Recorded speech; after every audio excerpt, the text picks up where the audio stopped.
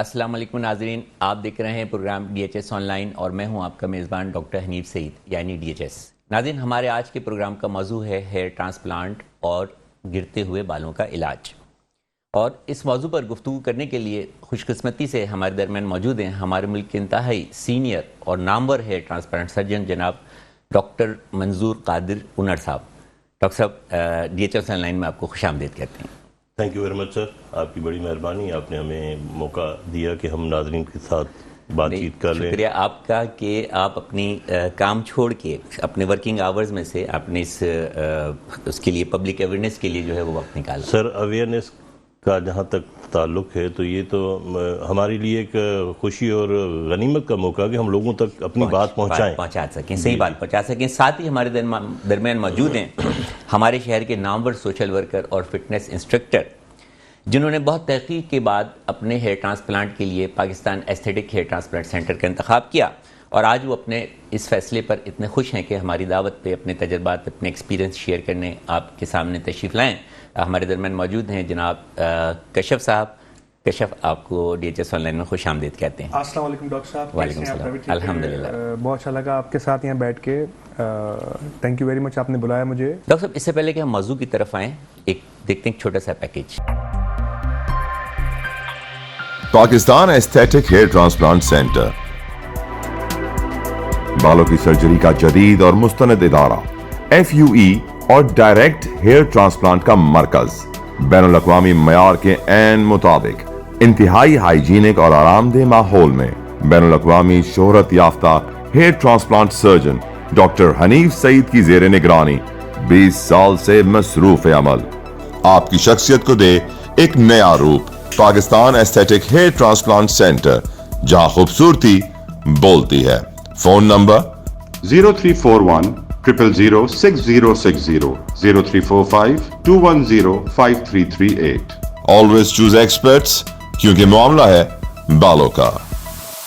Doctor साहब, ये सबसे आखिर में जो एक झलक नजर आई ये खूबसूरत हैंडसम के से नौजवान की, ये तो कुछ जाना पहचाना नजर आता। हाँ बिल्कुल, मैं भी यही सोच रहा था। मैंने इसको कहीं देखा है लेकिन फिर गौर किया तो मैंने कहा ये तो मेरे साथ ही बैठे हैं। और वैसे भी डॉक्टर साहब के हाथ में बहुत अल्लाह ने शिफा रखी है और एक नाम और काम दोनों अल्लाह ने इसको नवाजा है। इनको सर, आपकी तो वो चीज़ नजर आ रही है बाकायदा सरबराही में और आप मुझसे सीनियर हैं। कशफ, क्या तब्दीली महसूस की है आपने अपनी पर्सनैलिटी में, अपने कॉन्फिडेंस में, हेयर ट्रांसप्लांट से पहले और हेयर ट्रांसप्लांट के बाद? तो जब आप कहीं जाते हैं बड़ा इम्पैक्ट पड़ता है, बड़ा फ़र्क पड़ता है इससे। सम टाइम आप फील करते हो कि पता नहीं आपकी एज कितनी है, आपका हेयर फॉल है, तो आप पता नहीं अजीब सी निगाह होती है आपकी तरफ। और लेकिन जब मैंने ट्रांसप्लांट करवा लिया उसके बाद अल्हम्दुलिल्लाह अल्लाह के रब्बुल आलमीन के करम से रिजल्ट मेरा अच्छा आया। अल्लाह ने करम किया, आपने बड़ी मेहनत की, thank you very much doctor साहब। उसके बाद मैं I feel that very comfortable. और ऐसा होता है नॉर्मली, यूजुअली आप फील करते हो आपके बाल सही हैं, आपकी पर्सनैलिटी टोटल डिफरेंट रहती है। बाल हमारी शख्सियत का, खासतौर पे मर्दों, बहुत बड़ा इंपॉर्टेंट रोल प्ले करती है। मैं तो कहता हूँ कि इम्पोर्टेंट कंपोनेंट है, चाहे मेल हो चाहे फीमेल हो, लाजमी है। बिल्कुल इशू बन गया है, साइकोलॉजिकल इशू है यंगस्टर्स में। तो इतना शाय होते हैं, वो बाहर घर से नहीं निकलते, 24 घंटे सर पे केप लगा हुआ है, दोस्तों से कट जाते हैं, उनको एक शर्म, सोशली आइसोलेटेड हो जाते हैं, बिल्कुल महसूस करते हैं, तो सामना नहीं कर पाते। तो अल्हम्दुलिल्लाह अल्लाह ने हमारे हाथ में वो हुनर दिया है कि हम उनको वापस अपनी नॉर्मल ज़िंदगी की तरफ लौटाते हैं। क्या बात है। और मैं समझता हूँ कि इसके इव्स हम जो कुछ भी अपनी खिदमत के चार्जेस लेते हैं और जो कुछ हम उन्हें दे रहे होते हैं वो कुछ भी जो है कुछ भी नहीं है सर। इवन पाकिस्तान में तो कुछ भी नहीं है। हाँ, मैं इस सवाल की तरफ आऊँगा। इससे पहले डॉक्टर साहब मैं एक बड़ा अहम सवाल जो है तो करना चाहूँगा। कशफ भी हमारे दरमियान मौजूद है और मैंने एक लफ्ज़ इस्तेमाल किया था, इन्होंने बड़ी तहकीक के बाद जो है तो रिसर्च करके जो है तो वो Pakistan aesthetic hair transplant center का इंतखाब किया, तो आज इस पर ये मौजूद भी है। 5-6 साल 7 साल पहले तक कभी कम हेयर ट्रांसप्लांट सर्जन नज़र आते थे, जिसमें अल्हम्दुलिल्लाह आपका नाम भी मतलब ये कि पायनियर्स में से है और मैं भी कहीं कहीं शामिल हूँ, तकरीबन 20-21 साल से और आप उससे भी ज़्यादा। लेकिन आज गली गली मोहल्ले मोहल्ले जो हैं वो हेयर ट्रांसप्लांट सर्जन्स की या सेंटर्स की यलगार नज़र आती है। तो क्या इतनी जल्दी हमारे मुल्क में इतने सारे हेयर ट्रांसप्लांट सर्जन जो हैं तो वो बन गए कि ये फील्ड भी मुझे तो अब सैचुरेटेड होती नज़र आती है? सर देखिए, पाकिस्तान में हर फील्ड में आप चले जाएँ ना, वहाँ पे जहाँ ख़ास तौर पर पैसे की अट्रैक्शन हो तो वहाँ पे 2 नंबर किस्म के लोग तो कूद पड़ते हैं। अच्छा, ठीक है, पैसे तो वेरी फ्रैंक, पैसे की अट्रैक्शन की वजह से दे फील के ये बहुत आपकी जो ना जो रिक्वायरमेंट है या जो आपकी ज़रूरत है जिसकी वजह से आप पैसा खर्च करते हैं और आते हैं डॉक्टर के पास, वो आप उनकी फुलफिल करें या ना करें, उनसे उनका कोई सरोकार नहीं होता। उनको चाहिए पैसा, वो किसी भी तरीके से अट्रैक्ट करते हैं लोगों को और उनसे पैसे लेके अपना काम करते हैं। हाँ, लेकिन बुनियादी चीज़ ये है कि बुनियादी फ़र्ज उन लोगों का बनता है जो क्लाइंट है, जिसको हम क्लाइंट कहते हैं, कि भाई पढ़े लिखे हैं आप, आज का दौर है, मीडिया का दौर है, आप अच्छे तरीके से सोच विचार कर लें, रिसर्च कर लें, अच्छे प्रॉपर डॉक्टर क्लिनिक के पास जाएं, पहले उनसे मुलाकात करें। कंसल्टेशन हमारे यहाँ मोस्टली फ्री होती है, उनसे टाइम ले लें, उनका तजर्बा देखें, डॉक्टर से जरूर मिलें, डॉक्टर से जरूर मिलें, जो मार्केटिंग उनके क्लिनिक के बारे में पूरी जानकारी हासिल कर लें। अगर ये जो ट्रेंड चला हुआ है ना डेली वेजेस का, हाँ, मैं ये कहता हूँ कि भाई आ जाओ, काम आ गया तो आके दिहाड़ी टेक्नीशियंस जो हैं वो बैग उठाए घूम रहे हैं, दिहाड़ी ये मैकेनिक की तरह वो बैग उठा के पहुंच जाते हैं और दिहाड़ी लगा के चले जाते हैं। उनकी कोई रिस्पॉन्सिबिलिटी नहीं है सर, उन्हें तो दिहाड़ी लगानी, बस पैसे लेके चले गए। तो इस बड़ा गहरा सवाल था, डॉक्टर साहब ने बड़ा इसका जो है तो बड़ा मुफस्सल जवाब दिया कि हेयर ट्रांसप्लांट की सर्जन्स की तादाद इतनी ज़्यादा नहीं बढ़ी है, लेकिन इसमें क्योंकि लोगों को नज़र आया कि शायद इस शोबे में पैसा ज़्यादा है, ये लोग बहुत भारी फीस चार्ज करते हैं, इस वजह से बहुत सारे काली भेड़ें जो हैं वो इस शोबे में जो हैं तो वो घुस आई हैं हमारे दरमियान।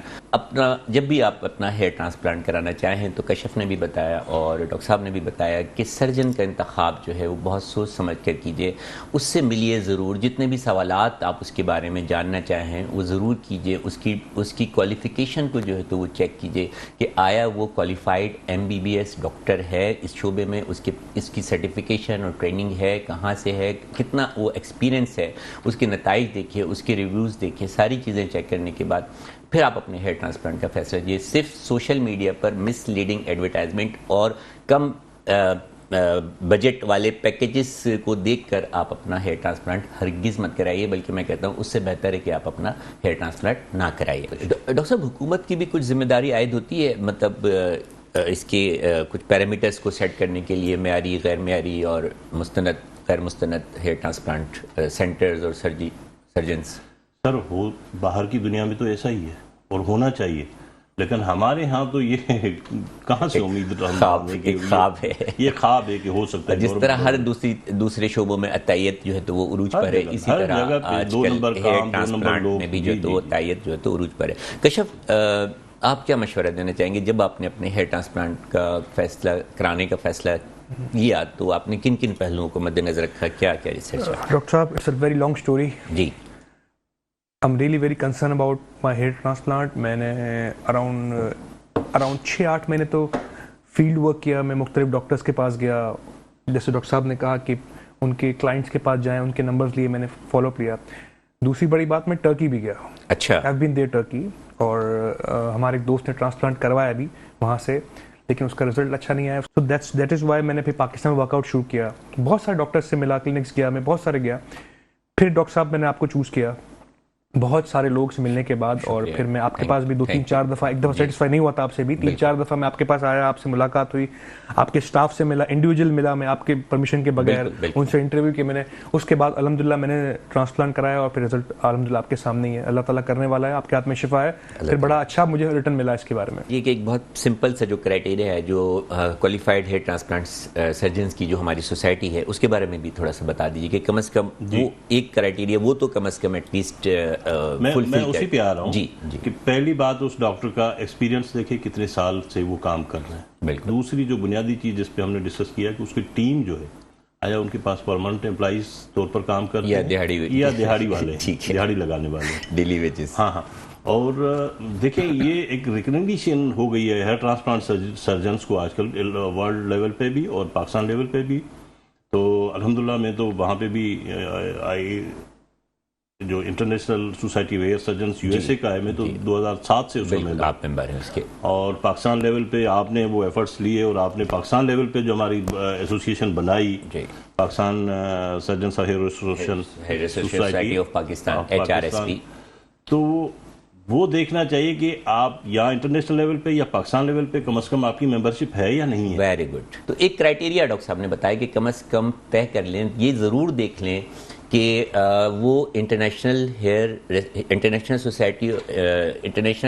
सोसाइटी का मेंबर है या HRSP का, at least hair restaurant society of Pakistan का मेंबर है या नहीं, जो आपका हेयर ट्रांसप्लांट करने जा रहा है। जो डॉक्टर आपका हेयर ट्रांसप्लांट करने जा रहा है, at least he must be a member of ISHRS और HRSP और a qualified plastic surgeon। Transplant तो आपने देखा कि हो गया कश्यप का। अभी कश्यप से भी पूछेंगे कि ये इनकी देखभाल के लिए मजीद क्या क्या जो इक़दाम करते हैं। लेकिन आप बताइए कि ट्रांसप्लांट होने के बाद, एक अच्छा हेयर ट्रांसप्लांट होने के बाद किन चीज़ों का जो है तो ख्याल रखना ज़रूरी होता है ताकि वो बहुत अच्छा मेंटेन रहे और वो बाल दोबारा ना गिरें? कितनी इनकी गारंटी होती है कि दोबारा नहीं गिरेंगे? सर देखिए, गारंटी का जहाँ तक सवाल है तो लॉन्ग लास्टिंग होते हैं माशाल्लाह हमेशा के लिए, बशर्ते ये कि आप उनको मेंटेन रखें।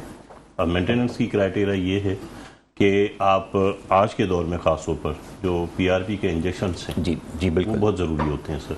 Very good. एक तो इनिशियल स्टेज ट्रांसप्लांट करवाया, उसके बाद आपने 4 से 6 कम से कम हर 3 हफ्ते के बाद लाजमी करवा लें। 3 वीक्स के बाद 3 वीक्स के बाद, ठीक है। फिर हर 3 महीने के बाद साल में 3 या 4 मरतबा लाजमी करवाते रहें तो आपके बाल अच्छे, हेल्दी, स्ट्रांग और चमकते हुए रहेंगे, बढ़ते हुए। PRP मतलब आपका बुनियादी रोल जो है वो एक ज़्यादा आपको हेयर ट्रांसप्लांट के बाद कोई बहुत ज़्यादा मतलब ये कि बर्डन लेने की या कोई बहुत ज़्यादा परेशान होने की ज़रूरत नहीं है कि ये बाल गिर जाएंगे, लेकिन हर चीज़ देखभाल मांगती है। ये बाल बिल्कुल इसी तरह है जिस तरह आप अपने लॉन में घास लगाते हैं तो उसको भी पानी देते हैं, उसकी कभी कभी गोडी करते हैं, कभी इसमें यूरिया भी डालते हैं। तो डॉक्टर साहब का कहना है कि PRP जो है तो वो एक बुनियादी ट्रीटमेंट है, बेबी ट्रीटमेंट है, जो कि ज़रूर कराना चाहिए। मतलब आजकल इस हवाले से मेडिकेटेड शैम्पूस हैं अवेलेबल मार्केट में, ठीक है। जैसे आपकी भी प्रोडक्ट है, मैंने यूज करवाई है, बहुत अच्छी प्रोडक्ट है माशाल्लाह, result oriented. Thank you doctor. और विटामिन्स की टैबलेट हैं स्पेशली, जो बायोटिन, खासतौर पे बायोटिन का भी बड़ा रोल है डॉक्टर साहब। जी मतलब A to Z जितने भी विटामिन्स हैं ना, बॉडी फंक्शन को मेंटेन करने के लिए जितनी भी विटामिन्स की जरूरत होती है, और स्पेशल फार्मूला जो स्किन, नेल्स और हेयर्स के लिए जो फार्मूलाज मार्केट में हैं अवेलेबल, अच्छे, वो बहुत ज़रूरी है। और लाजमी इनिशियल जो 3 महीने शुरू के उसमें तो लाजमी लेनी चाहिए। बिल्कुल। अगर आप कंटिन्यूसली मेंटेन करते हैं, कंटिन्यूसली लेते हैं तो वो भी रिजल्ट बहुत अच्छा। डॉक्टर से मशवरा करते रहे, डॉक्टर से मशवरा कम से कम 3 महीने के बाद कोई भी दवा अगर आप खा रहे हैं तो 3 महीने के बाद, 4 महीने के बाद अपने डॉक्टर से मशवरा कर लें कि इसको जारी रखना है, कम करना है या छोड़ देना है। तो कोई भी दवा खाओ, विटामिन ही क्यों ना हो, डॉक्टर के मशवरे के बगैर इस्तेमाल ना करें। कश्यप, कितना अर्सा हो गया आपको ट्रांसप्लांट कराए हुए? डॉक्टर साहब मैंने कराया था 2023 में, फैब में कराया था। 2023 के फैब में 10 मंथ्स हो गए। अच्छा, अभी 10 मंथ हुए माशाल्लाह। रिजल्ट तो आपका बहुत ज़्यादा अच्छा भी है माशाल्लाह। तो किस तरह अब इनकी आप देखभाल करते हैं? कोई खास करना पड़ता है? लोग बड़े खौफज़दा होते हैं कि पता नहीं जहाँ से ट्रांसप्लांट कराया है वहीं से हमें बाल कटवाने होंगे, हम गंजे हो जाएंगे तो दोबारा बाल निकलेंगे या नहीं, उम्र पे जाएंगे तो कटवाना है या नहीं कटवाना है, तो और या बहुत ज़्यादा कोई शैम्पू या कोई कहीं किसी खास जगह से बाल कटवाने, ऐसा कुछ है? क्या है, कितना इसकी देखभाल कितनी आसान है? शुरू में जब नहीं कराया था ट्रांसप्लांट तो मैं भी शायद कंसर्न था कि ये सब मैटर्स, क्योंकि एक नॉर्मल आदमी हेयर ट्रांसप्लांट से दूर होता है क्योंकि एक डिफरेंट फील्ड है। आफ्टर हेयर ट्रांसप्लांट ये मेरे नेचुरल बाल अल्हम्दुलिल्लाह, जहाँ से चाहूँ मैं बाहर भी कहीं जाता हूँ कटवा लेता हूँ, हेयर कट ले लेता हूँ।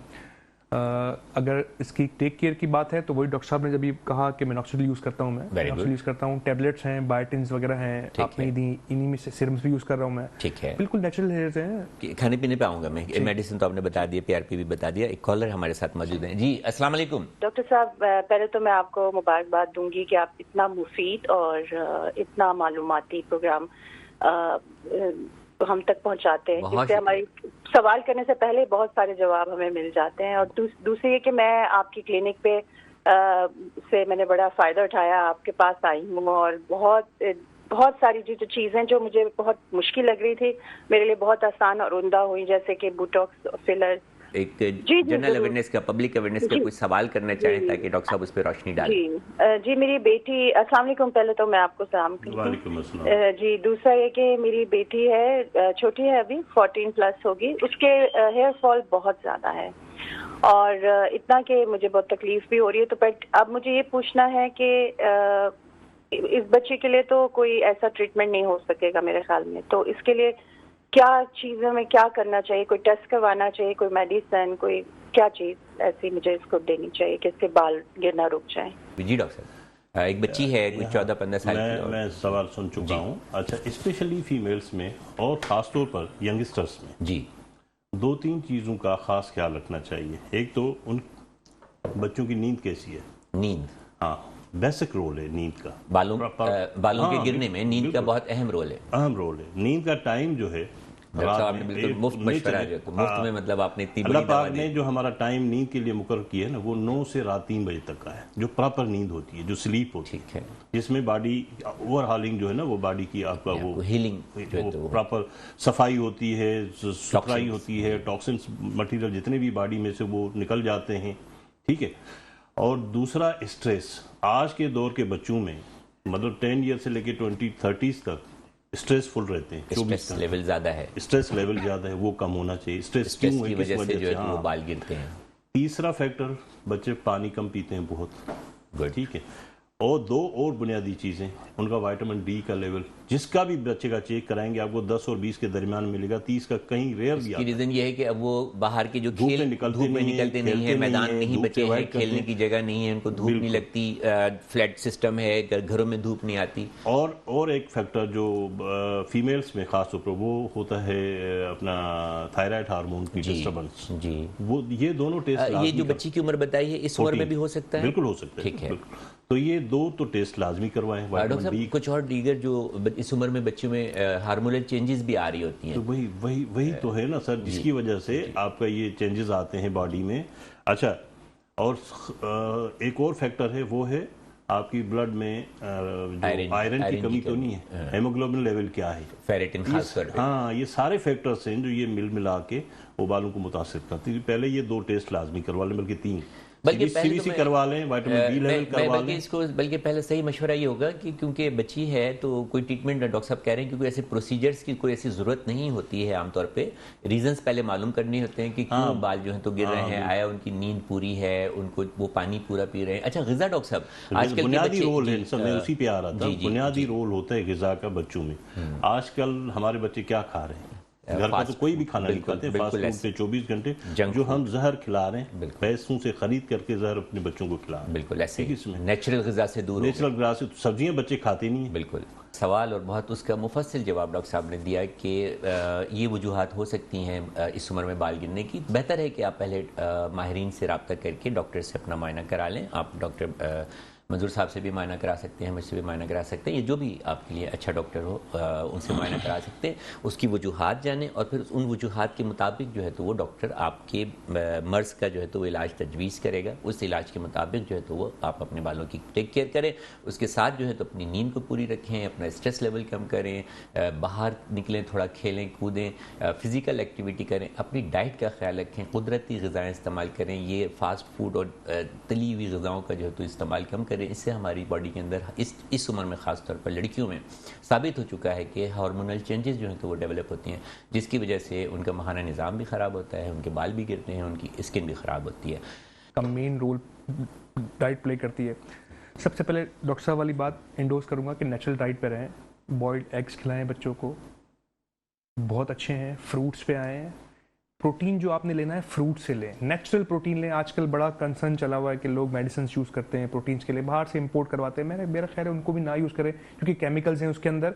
आप जूसेस पे आएँ, फ्रूट्स पे आएँ, वेजिटेबल्स पे आएँ, बहुत ज़रूरी है। और आफ्टर एज, एक एज के बाद 30 के बाद 35 के बाद आपको वाइटल रोल प्ले करेगा कि आपकी डाइट कैसी है, क्योंकि जो लोग डाइट कंसर्न नहीं करते, नेचुरल ज़िंदगी जी रहे हैं, जो खाओ ऐसे नहीं चलेगा। बहुत सारे इफेक्ट्स हैं। क्या खाना है और कितना खाना है, ये बहुत इंपॉर्टेंट। कैलोरीज कैलकुलेट करें, कितना खा रहे हैं, कितना नहीं खा रहे हैं, डेफिशिएंसी ना हो, शुगर की डेफिशिएंसी ना हो, वाइट शुगर अवॉइड करें।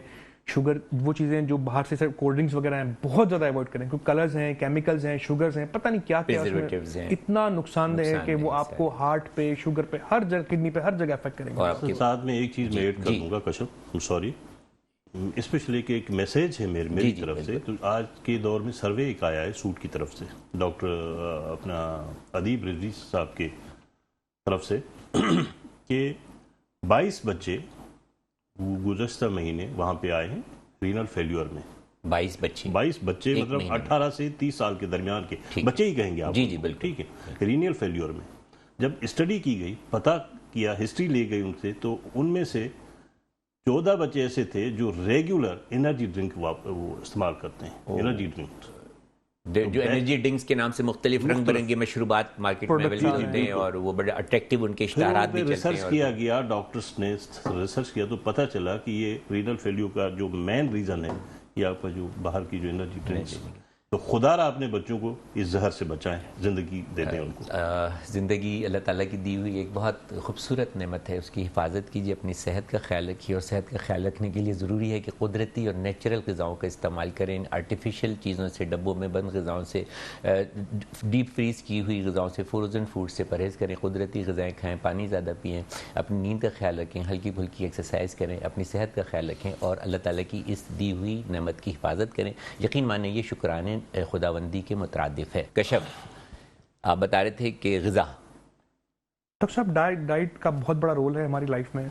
एंड अगेन के वही जो भी डॉक्टर साहब ने बताया। अच्छा, नहीं, मैं आपसे बल्कि एक और सवाल करूं कि ये जो आप मतलब हेल्थ इंस्ट्रक्टर भी हैं और फिटनेस इंस्ट्रक्टर भी हैं और आप खुद भी जिम करते हैं, तो ये जो हमारे जिम्स में लड़के जो लेते हैं, प्रोटीन लेते हैं या प्री वर्कआउट स्टेरॉइड लेते हैं और बाज़ औक़ात जो तो टेस्टोस्टेरोन भी लेते हैं, तो इससे बालों पे बड़े नेगेटिव इफेक्ट्स होते हैं। तो आप क्या ये लेना बहुत ज़रूरी होता है या इसके बगैर भी आप जैसी खूबसूरत और हैंडसम बॉडी जो तो बनाई जा सकती है? नेगेटिव है ये स्टेरॉइड लेना, ये शॉर्टकट्स हैं।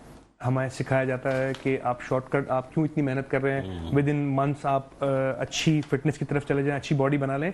तो ये स्टेरॉइड, ये प्रोटीन, ये सब जो अननेचुरल हैं, ये लेना सब नुकसानदेह है आपके लिए और इसका आपको हैवी नुकसान होगा इसका। कि बच्चे बाहर नहीं खेलते हैं, सिर्फ मोबाइल में जो है तो वो उस मोबाइल के इस्तेमाल में ही जो तो वो मसरूफ़ रहते हैं, उनको धूप नहीं लगती, उनकी एक्सरसाइज नहीं होती, उनको ताज़ा हवा नहीं मिलती। और दूसरी बात है जो मेन बुनियादी चीज़ है, मैं वो इसमें एडमिट करूँगा कि माँ बाप का बड़ा रोल है। जी, हमने हमारे बच्चों को अपने मजहब से दूर रखा है।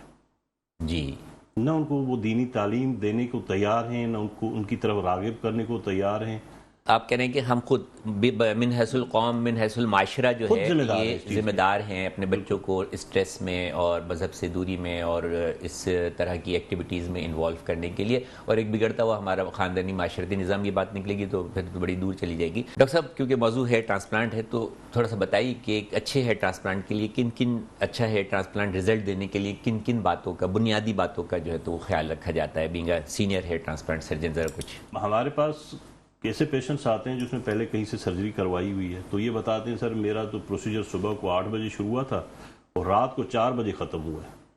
तो वो क्या रिजल्ट होगा? बिल्कुल, वो सारे तो ग्राफ लगे हुए तो नजर आ रहे होंगे। हाँ, तो लगाने का कोई लगे हुए तो नजर आ रहे होंगे, लेकिन जो है तो वो जब उनके उगने का वक्त आएगा तो वो उगेंगे नहीं। अच्छा डॉक्टर साहब, इससे सबसे ज्यादा जो नुकसान होगा वो ये होगा कि जो डोनर एरिया है ये आपका एसेट है, ठीक है ना? जब ग्राफ्ट यहाँ से निकल तो गया और यहाँ पे वो सरवाइव नहीं हुआ तो इसका मतलब है वो आपका जाया हो गया। अब आप उसको मतलब लाखों रुपए देकर भी वापस नहीं ला सकते। जो दयानतदारी के साथ काम करे, डॉक्टर के साथ साथ जो उसकी जो टीम है उसका डेडिकेटेड होना भी बहुत ज्यादा जरूरी है and the duration of the treatment भी बहुत ज्यादा जरूरी है। प्रोग्राम का वक्त बिल्कुल खत्म हो गया। डॉक्टर साहब, बहुत दिल चाह रहा था कि आपसे जो है तो गुफ्तगू जारी रहे।